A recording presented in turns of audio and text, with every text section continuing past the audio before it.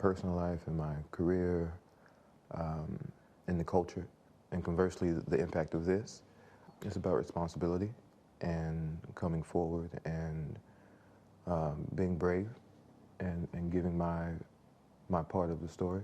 You know, I haven't seen my daughter in a long time, you know, and a lot of it has to do with this situation. It all has to do with this situation, and she needs to see this, and the hard things need to be done. But it's been hard, you know. Everything's kind of gone away. 911, the day after a fight that was caught on surveillance video. What happened exactly? Do you know? No, I don't know. But she's unconscious. She's my ex-partner.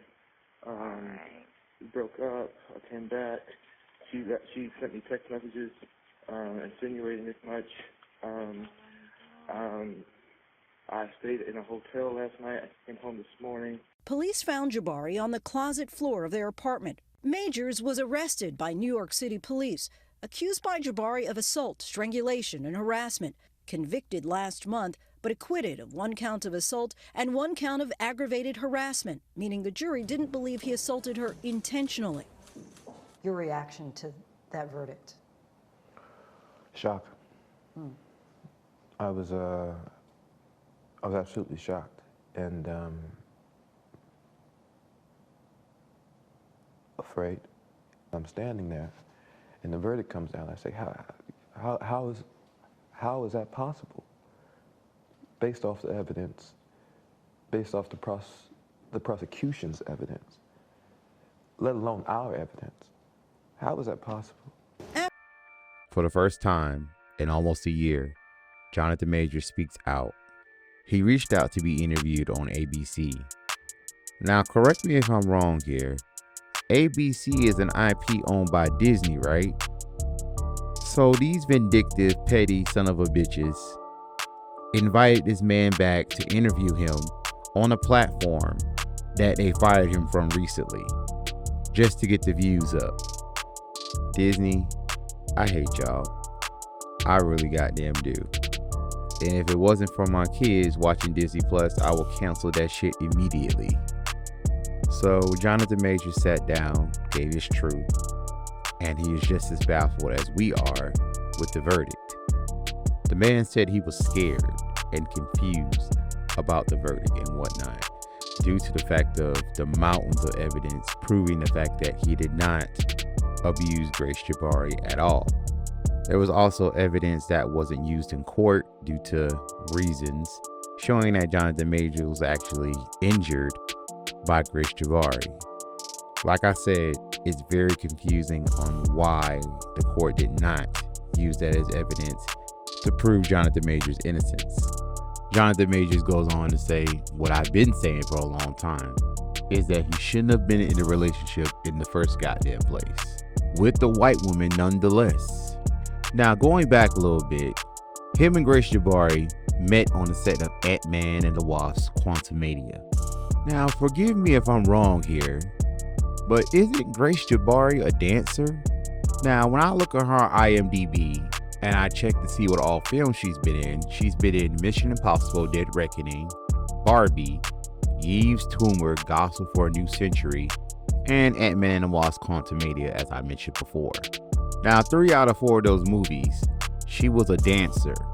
And in Ant-Man and the Wasp: Quantumania, she was part of the additional crew. So I guess she was like an extra or something like that. So if Johnathan Majors was going to be at the top of his game, then why would he look to the bottom of an additional crewmate of a multi-million-dollar movie? I don't know, it kind of feels like a setup to me. But regardless of what I think, he admitted that he really did love her, and he regretted with playing with her heart. And Grace Jabarri's lawyer had some nerve to say that he wasn't taking responsibility due to his celebrity status.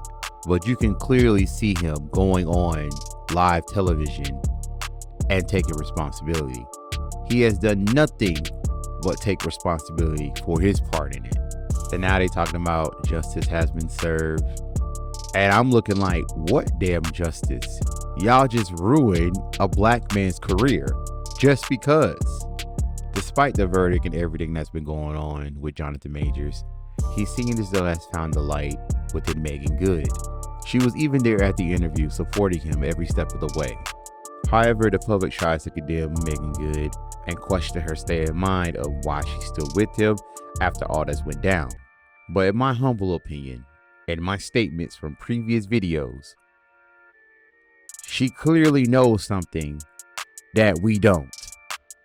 You would think that the relationship would have ended right after the verdict, right? No, it seems that the relationship has grown stronger ever since then. I hate to say it, even though he still loved, or he did love, Grace Jabarri, I feel that at the end of the day, he came back to the brown sugar of a black woman. And she saved his life. Many people speculate that 2 of the 4 charges were dropped due to Megan Good's presence. I don't know how true that is, but as of right now, that is pure speculation.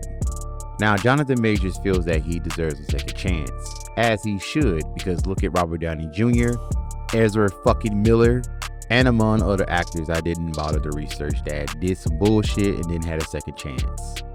But Johnathan Majors said that he prays every day that hopefully one day he will see the light at the end of the tunnel, ending this nightmare.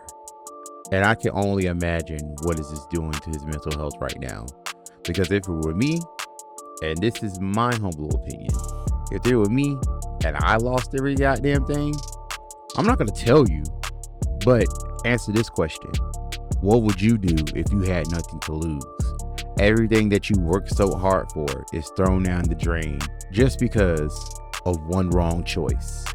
I hope to God that Johnathan comes out of this okay, because I feel like with the powers that be, they are trying to teach him a lesson.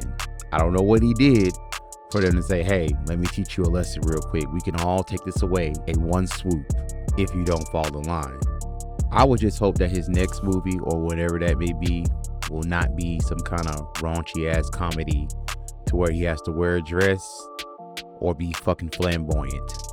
But let me know in the comments of how you feel about Johnathan Majors coming forward and telling his truth on live television. Do you think this could have been like another R. Kelly fiasco? Well, it couldn't have been, because Gayle King wasn't there, and you know Gayle King hates her own fucking people. Or do you think this could be different from what came before? Let me know in the comments. That's all for today. Thank you guys for watching. Don't forget to like, subscribe, and share, and I'll catch you all next time.